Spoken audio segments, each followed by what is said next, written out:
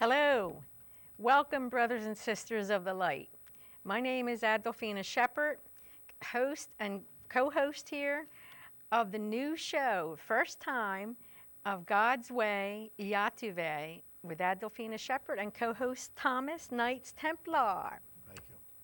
Thank you for introducing me, and I'd like to welcome you all, our studio guest, and our distinguished panel.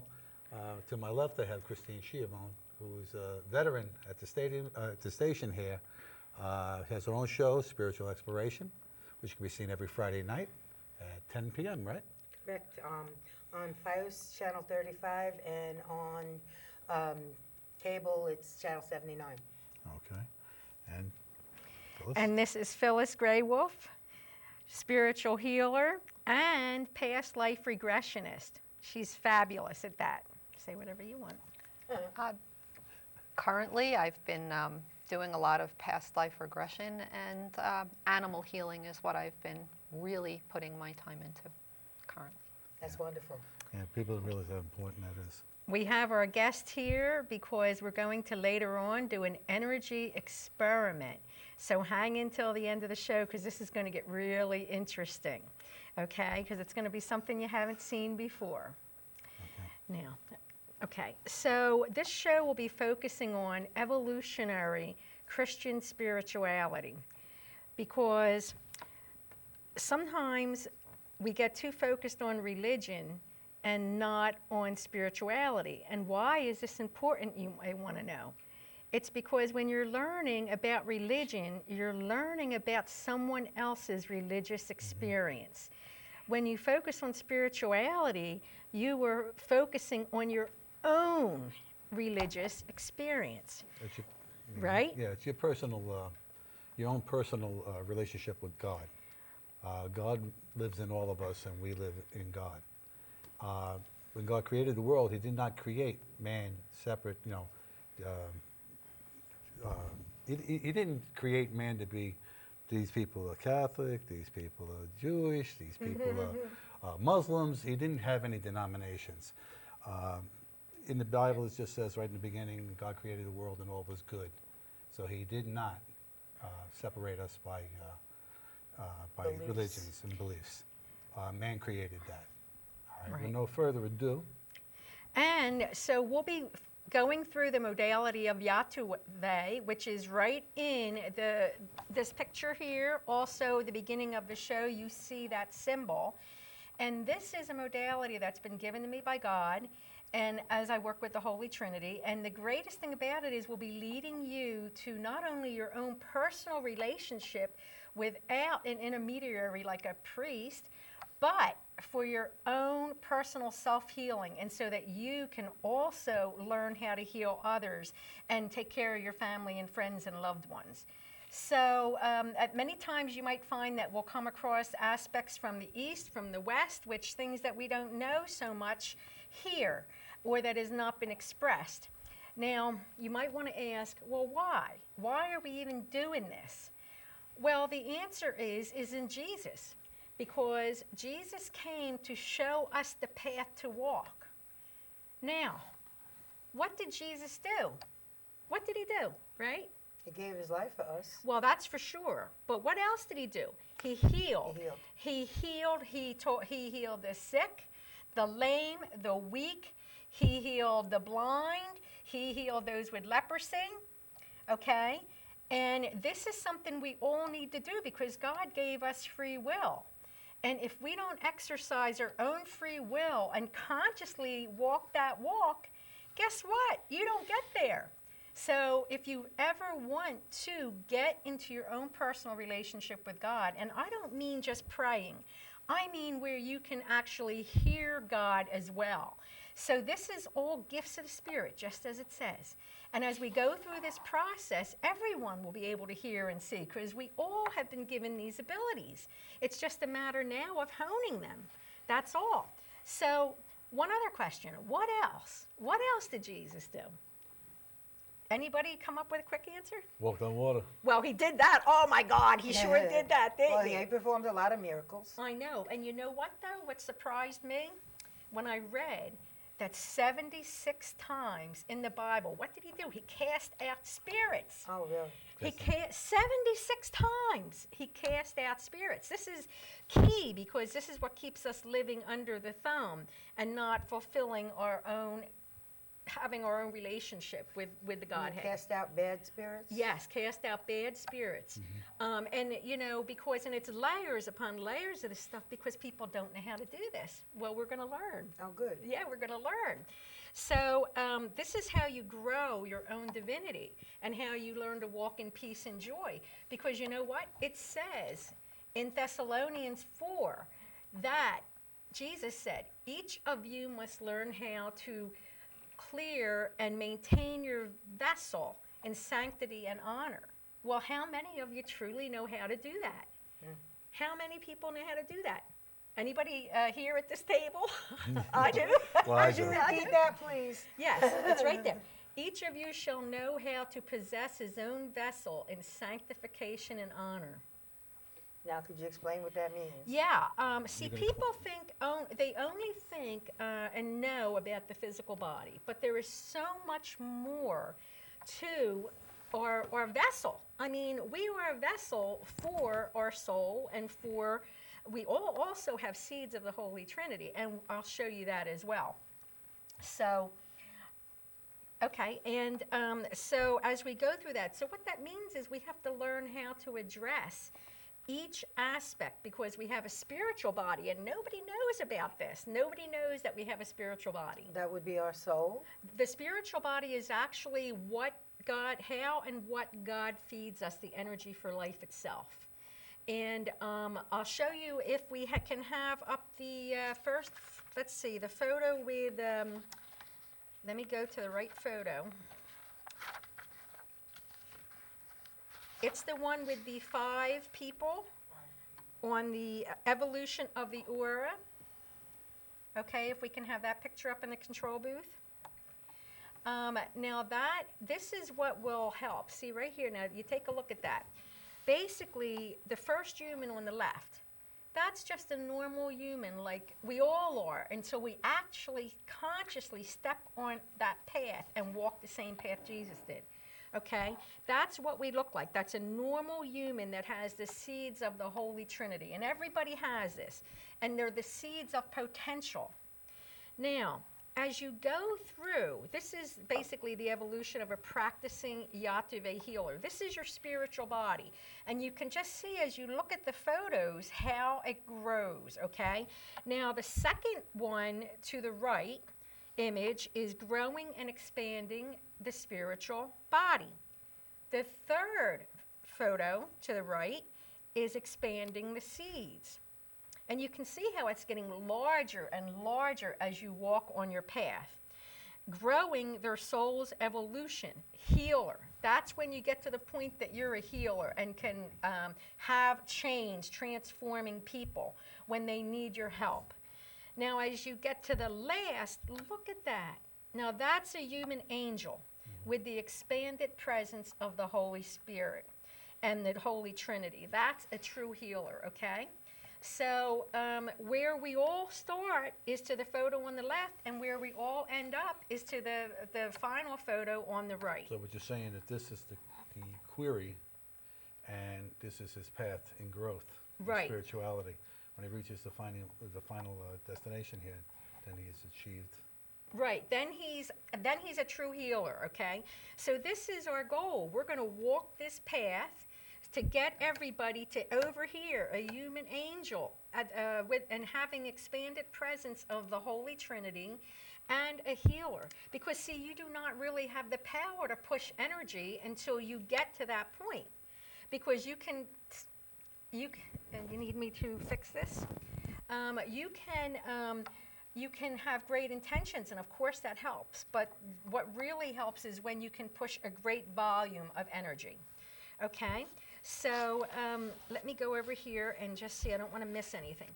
So as you get to this part where you're actually expanding your spiritual body, then at that point you are creating your own sanctified personal relationship with God. Now, as your body grows, your spiritual body grows, what happens is your gifts that God has given us also expand. So those who don't have clairvoyant hearing, or they can't see in clairaudience, right? Pretty soon you start hearing and you can see and you can help. And these truly are gifts of the Spirit, just as it says in the Bible. Well, let me ask you something. How did you come upon this, as far as to come up with the inspiration for YATUVAY? What was your inspiration for it? Well, my inspiration was I was in a terrible car accident, and I was told that I would be terribly disabled for the rest of my life. And at that point, I had a great deal of difficulty even using my arms and my legs. I would trip all the time and fall down, and I couldn't see myself being disabled for the rest of my life. And I was just following my intuition when it led me to a Christian church where they did laying on of the hands. That was step one.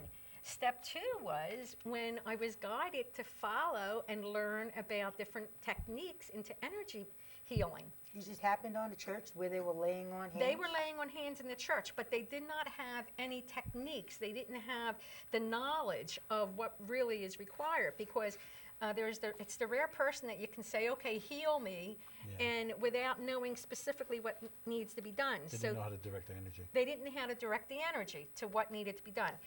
So I then started taking some energy classes, but you know what? Oh my God, I really felt like something was missing. You know, it actually kind of scared me a little bit, and I realized what was missing was the prayer and the faith involved in it. And at that point, when someone is just working a modality without the blessing of the Godhead, well, you know, it's your energy. But when you're working with the YATUVAY modality, it's actually God's energy doing the healing.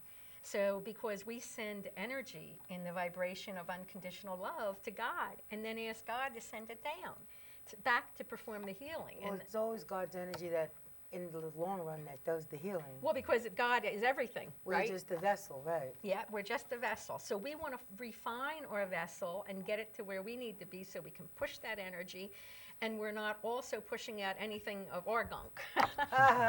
We don't want to give anybody any of our gunk. That's true. That's true. No, Lord knows we all have it, right? Well, the actual steps that describing your book, how were they, how was that taught to you in order to, write it down in a book? Oh, okay. What wound up happening with that, Tommy, was after I had gotten to a set point of where I learned the knowledge, some of the knowledge, it gave me the idea, okay, the laying on of the hands was doing it with God.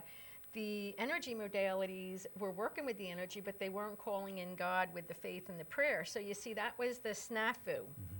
So after a certain period of time, I started channeling in my own information, and I was actually told to stop working with the other energy people and to actually come out of the church as well.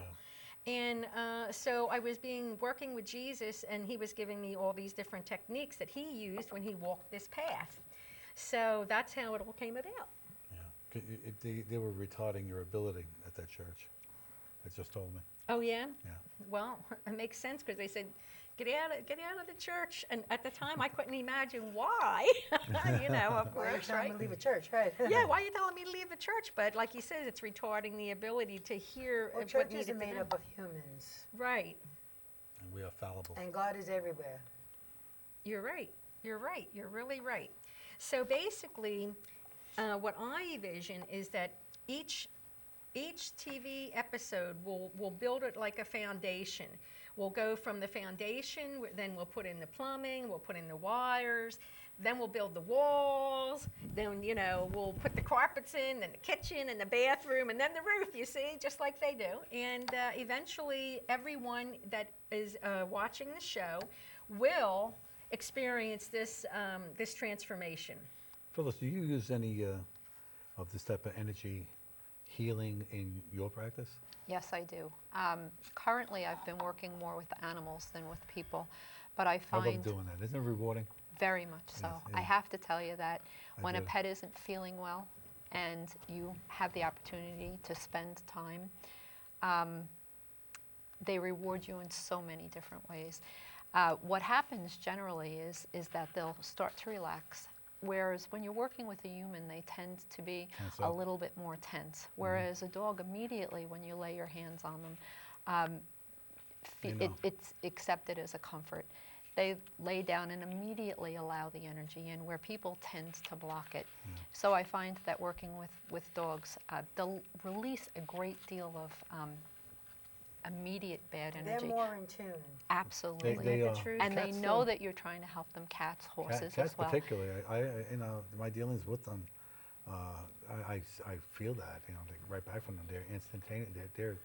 They have something about them. It's immediate. And you know, if you watch the interplay between animals in your own home, if you have more than one, if there's one sick animal, you'll see that the others will come and they'll add their energy to them and immediately try to heal them. So if you pay attention, you'll notice that if one's not feeling well, the other one will keep leaning on them. Oh, Or you'll see nice. them nose to nose, or they'll press their head up against each other. And what they're doing is transferring the energy from their channeling it just in the same manner that we do into the sick animal. That's And nice. it's incredible. You'll notice that the healing is taking place when the animal takes a deep breath, and then you'll see them laying on the floor and they go,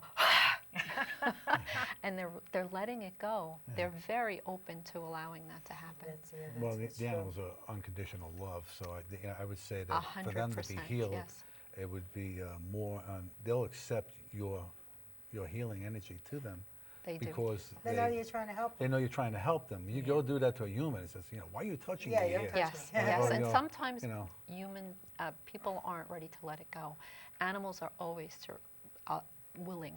They're always willing to let go any type of illness, so they immediately release, and it's a wonderful feeling. I just sure. think that basically people are a lot more apprehensive. You know, they think that, what is this, voodoo and, you know, all of this stuff. No, it's But then the next thing you know, No faith a in couple it, of days that's later, true. they call you up and say, you know, somehow I feel so much better, you know. Because what was that you done to me? And then, you know, they're afraid to go and say something to a neighbor or something, because, oh yes, I went to see a healer and she did this or he did that. And the people look at them like, oh, okay. all right. Because it's their ego that doesn't allow them to see that there's another way. Very true. I think, too, what happens with people is that they say that they don't want to be ill, but sometimes they're not ready True. to release it. That's right. Some The people time don't wanna hasn't be come healed to at let that it point, go. yes. Yeah, Some of them just like the attention because, you know, stuff like that. I believe that's true as Yeah. well. A So lot of you're trying to work with them, and if it's not their time to That's right. release, That's right. sometimes it's not always a success. When they have, like I Yep. said, when they have their sicknesses and things like that, a lot of times, you know, people want to come and get healed, and they have say a kidney problem or a lung problem, lung issue, and then you try, you know, you start working on stuff like that, and they get better, and then it happens again. It gets better, but they also have something that's blocking them, That's and right. it's something they're carrying with them that impedes your healing. All right, and then a lot of other times they're being bombarded with all these barbiturates and Makes it- drugs yeah. that you can't tell where you are with them because of that. Because they're always in You know? la-la land. 'Cause they're loopy, you know, at best. You know, I find that with past life regression, I've been doing quite a bit of that lately. That helps you to go back and really look at where a lot of your hang-ups or your problems are coming from. People have a problem perhaps with going over a bridge or with not wanting to go into the water. you say that, And if right? there's absolutely no reason in your current life to have that type of a fear, if you will, then it may have come from a past life. Sure. And very often, if you visit that, you'll see that at that point, you may go back to a life where you drowned. Right. And so you would bring that forward with you and not know. It's not a logical reason to be It's like afraid. some people can't take a high collar or something because they may have been hung Right. in a Yeah. Correct. past life. And you Very know, true. it's pretty well known, isn't it, in past life, I mean, just in hypnotherapy circles, that if you go back to that lifetime where the problem exists, that once you see it, it's gone, right? Well, you ask it to be released. It's not for your highest good. You can release it and then move on with your at that life. point, Yeah. you know, while you're Very being often. regressed. What I do usually when I do my prayers is that I ask to be released from all past vows, from past lives and all past energies. Yes. And things that may have occurred there that I don't want to bring it into this lifetime. So I dissolve them, you know. hopefully that covers It's it. a very good way Yeah. to do it. And Yeah. as long as you're ready to release it, that's exactly what'll happen. Now, some people need to be regressed because they don't realize what they're doing. And what the problem Right. is, right? They keep on retarding their own healing. They do. Yes. Many times I call on Phyllis when I'm working with a person who has serious issues because we need to get to the root. I mean, you can fix the physical all you want, but unless you get to their root, which could go back 19 lifetimes, surprisingly enough. Yeah, true. And so that That was means one a of lot the of you reasons. people a lot older than you look. That's true. Okay. Well, I wanted to move a little faster Okay. so we can move it on. All right. Okay, so I wanted to talk a little bit further about some of the other names that the spiritual body is called. For simplicity's sake, many people call it the aura. It's also been called the quantum field, the biofield, the human energy system, the electromagnetic body, and I could go on and on. It just depends on what the scientist says, this one or that one. They all call it different names. But for simplicity's sake, let me just call it either the aura or the electromagnetic body because, you know, we really are electrical beings. When we're in spirit, we're electrical, we're light. So that's why that makes so much sense to me. So as we go along, we will be working with the spiritual body. So I wanted to see and pull up one of the other shows so we can go forward with that. So while they're pulling up the next picture, which is Spy roof, it's, the grids. there you go, he has it up, okay. Well, I want to make it easy for you. See, this is your spiritual body here. And if you can see where it says the prana tube at the top and going all the way down at the bottom, that is what I like to refer to as your gas tank if you were a vehicle, because surely enough, this is our vehicle for life. And believe it or not, we also have many other aspects to it. You see where it says the chakras to the right? It's pointing to all the major chakras there. They're kind of like if you were a vehicle, that would be your spark plugs. So just as in a vehicle, a car, you want to make sure that they're always open so that the energy from your gas tank can come through and run your body. Now, later on, we're going to be doing an energy exercise that we spoke about. And if you look over to the left, go back to that. I'm not finished quite there. You see there where it says the grids. And you see those circles, they look like round circles, they are your grid layers. And you should have a minimum of 7 of them in order to work with your chakras and in order to have a healthy body. Now, from experience, I found, okay, we're done with that, that from experience, I found that most people are functioning on a 3 or 4 layer grid system. So no wonder people are always tired or they have this problem or that problem because they're not fully being fed the energy for life. Okay? Because God can send that energy through the prana tube, but if it can't get through the chakras and go through your grids through all 7 layers, your spiritual body is not functioning properly. They have to be aligned Yeah, they have to be aligned and in order. and cleansed. And cleansed, absolutely, because just like a spark plug, what happens when the car spark plugs get clogged up? I call my mechanic. I don't know. Yeah, he calls it mechanic. But you all know that the car will buck, right? Right? It will buck, it will stall, it won't work right. Well, this is the same thing. And now with the shift that has occurred, we're actually going to a 12 grid, 12 chakra system. So we're building that even now, but we got to get all this fixed up, you see? Is there any? Oh, I'm sorry. Sorry. Kristen. Oh. Well, 12 chakras, you say, we have the 7, and then there's 5 more above us. Well, we do have we And have below a us, too. we have a And whole below us. bunch of Behind the other knees. chakras throughout our body, secondary chakras, and we have main chakras below and above. But we're actually these chakras are being activated. They weren't active before, so now we have to make sure that you have enough layers of what we'll do in the energy experiment to actually work up to that 12 active chakra, because they can't be activated until you have the grid layers, you see, activated. So they have to be built, and we will go through all that too. What could interfere with that? interfere with the actual grid system? What interferes with the grid system is, let's say that car accident I had, right? Surgeries? Well, surgeries, when you also electrical frequencies, and we're bombarded by that now. Yeah. I mean, like for instance, if you have a tower by your leg, a computer tower, that can burn holes right in your aura or your electromagnetic body, and we don't even have a clue. Or supposing even Cell phones. right, cell phones. Absolutely. You see a Cell lot of phones. holes I up got here two where of them. people. I'm not giving them up. Yeah, Well, most of the time I use the speaker. the speaker. Yeah. See, Bluetooth. because you're aware, Yeah. but there's so few people that are aware and of that, and so. But there's when we go through the scanners at the airport, Yeah. for instance. Yeah. That's really heavy duty stuff. Especially the ones that they could see right through. X-rays, MRIs, Yes. Right. all these things affect Spooky, it. isn't it? Yeah. They go to selling for a few seconds, huh? Yeah. Well, how do you repair it then? Well, what we'll do is we actually have a technique that's called grid repair. And that grid repair, that's one of the components that must be fixed first, because if you're sending energy to someone, working with the Godhead to help someone that's sick or whatever, the energy just leaks out through those holes. So it doesn't do what it was intended to do for the most part, because it's leaking out through the holes.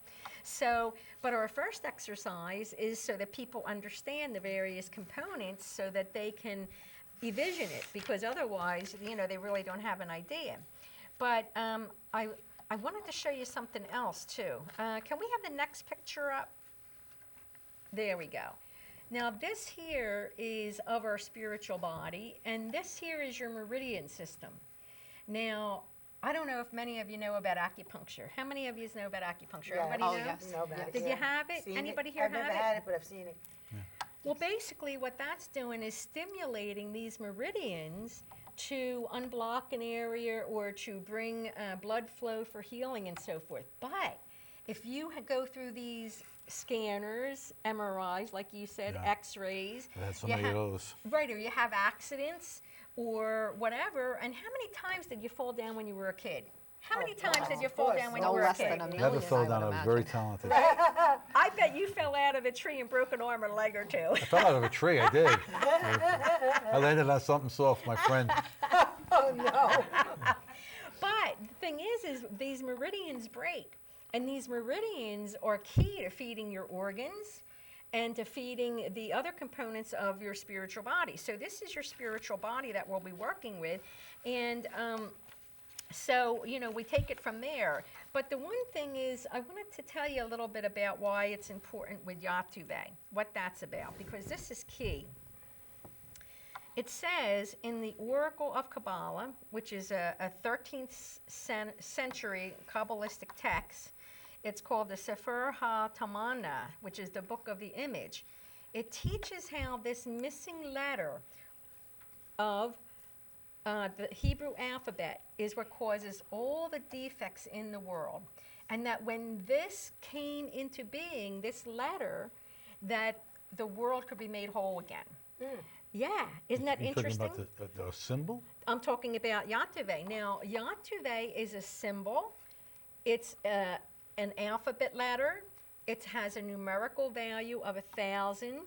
And it is the letter of the mothers that merging with the Godhead of the Father, so that, because we are all made in God's image, right? So we have to have a feminine component, Side as well as a masculine. a feminine component as well as a masculine. So the world has been somewhat unbalanced. And now, finally, I was given this letter and this symbol about 8 years ago. And it's right here again, or they can put it up right here on the right-hand side of, no, not that, it's the symbol of YATUVAY. It's actually Open here. the This will make it symbol. easy. It's right on the book. Here you go, right on the front of the Can book. you bring that in? Yeah, can you see that? The symbol right here? It's on the book. It's also on the poster behind. And that's